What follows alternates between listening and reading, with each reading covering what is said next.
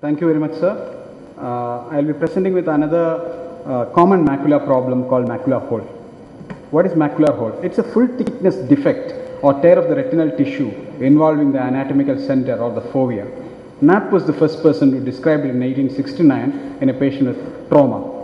Peak incidence is in the 7th decade, maybe 6th to 7th decade. Females are more often seen with macular holes. Prevalence is about 3 in 1000. And prevalence rate in India is reported to be about 0.17 with a mean age of 67 years in one study. Bilateral in about nearly 30%, and if one eye has a macular hole, commonly the patient will ask, what about my other eye, doctor? So about 10% chance of occurrence in the fellow eye in 5 years is what you can tell them. Idiopathic is more common. You could have traumatic macular holes and macular holes in high myopia, etc. There are some rare causes like scleral buckling, pneumatic displacement, pneumatic retinopexy, Best disease, CNVM, etc. Of the pathogenesis of macular hole, what is most accepted now is the Donald Gass theory of tangential vitreoretinal traction. And Gass himself went on to classify the macular holes into 4 groups, stage 1, stage 2, stage 3 and stage 4. What we have to realize is this classification was a pre-OCT classification based on stereoscopic biomicroscopy. So stage 1A, he said that is an independent macular hole with a yellow spot in the center with very mild reduction in visual acuity.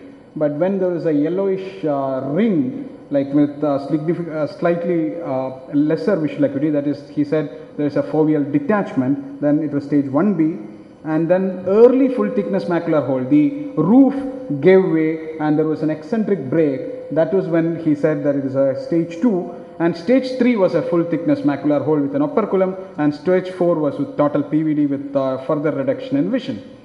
So how do you clinically on an OPD, when a patient comes with a cataract and the cataract does not completely explain the visual loss, we have to perform a macular function test. And macular function test in such a case with good vision, maybe at about 6/18, would be something like a Watzke-Allan test or a laser spot test. In a Watzke-Allan test, you will move the slit on top of the macular hole and see whether the patient is seeing that irregularity when that slit goes on top of the macular hole. Similarly, the laser aiming beam test is also there, can be done on a clinical basis on the OPD. But right now, the diagnostic standard, the gold standard in the diagnosis of macular hole would be OCT. OCT can differentiate all the other pseudomacular hole conditions. Pseudomacular hole can also occur in the epiretinal membrane, and it can define the stage of the macular hole, it can define the progression of macular hole, it can actually tell us what is the preoperative and postoperative differences, etc.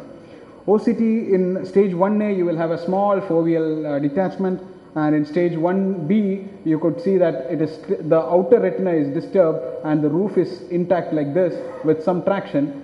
The inner layer remains intact, but in stage 2, this layer starts getting a break. Like here there is a break. Inner retinal layer has a cystoid space. That is a stage 2 here. And then the size is less than 400 microns. And stage 3, there is a full thickness macular hole with an overlying operculum. Like this is also another stage 3 with an operculum. And stage 4 with total PVD, the vitreous is somewhere here. So other tests like Amsler's grid, fluorescent angiography or B-scan is not really very valuable. Amsler's grid can be given to patients with stage 1A macular hole to see if his conditions are progressing. Fluorescent angiography is generally not indicated here. Natural course of macular hole is that was given by the vitrectomy for prevention of macular hole study group. And stage 1 macular hole with vision of 20/50 or lower had greater risk to progression to full thickness macular hole. 84% of stage 2 holes and 55% of stage 3 holes progressed, and 16% of stage 4 holes enlarged, and visual acuity reduced by 2 or more lines in most of these conditions. So now, if we look at it, if you look at the management options, stage 1A and 1B, if it is not very symptomatic, 1A generally you can wait, but if it is progressing, then generally they would, if progressing to stage 2, 3 or 4, then generally they would end up in surgery. So Kelly and Wendell in 1991 reported the surgical management for macular hole, which included pars plana vitrectomy, creation of a PVD, epiretinal membrane removal, and gas tamponade and face down position, and they had about 58% success.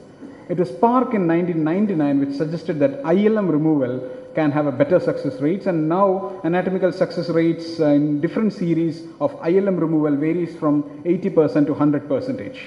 Surgical steps include core vitrectomy, triamcinolone induced PVD induction, internal limiting membrane removal, fluid air exchange, and air C3F8 or SF6 exchange.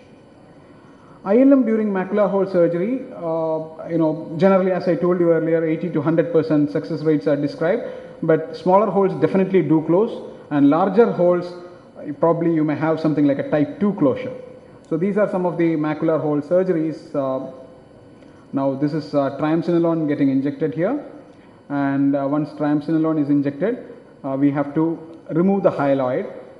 So generally the posterior hyaloid is removed from the optic disc. You can see that that particular area you are holding, and slowly you can see that here you can see this ring which is moving to the periphery, and that is how you complete the PVD. And once the PVD is over, you now concentrate on the macula, like you create an edge by gripping there. That is ILM which we try to grip and make a small edge there. You can use a diamond dusted scraper, you can use a very sharp needle, you could use any sort of technique that you would like, what is best in your hands to create an edge. And once you create an edge, it is more easier to just peel it off, and probably depending on the size of macular hole or like that, you can consider increasing the size of that ILM. So again, another case in which here I am,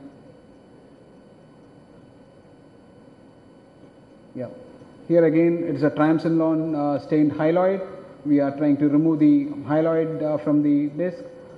So sometimes what happens is that the hyaloid is very, very tightly attached to the area of macular hole. So at that time, it is not nice that you just pull it off the macula. So if you pull it off the macula, maybe some areas where there are still attached areas of the fovea may get complete macular hole. So that is something that we require to look at. And here we have stained with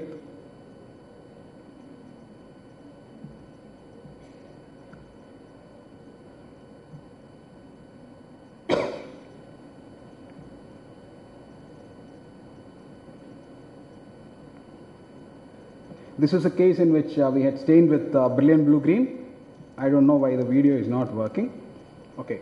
So the key essence in this particular situation is to have an edge of the ILM out, and then remove that ILM en toto. And after you finish, probably you could restain and see whether you have removed everything around. And now for large macular holes, we've described this, you can leave a frill around and then put that ILM into the hole. Okay. Well, the other video shows something extra, ILM peeling. Yeah, ILM peeling, and then after that it is about air fluid exchange, and air fluid exchange is generally done from the optic disc, and generally you would not go into the macular hole to take it through that. And then I was also showing macular hole in retinal detachment, as well as some of the other cases like that.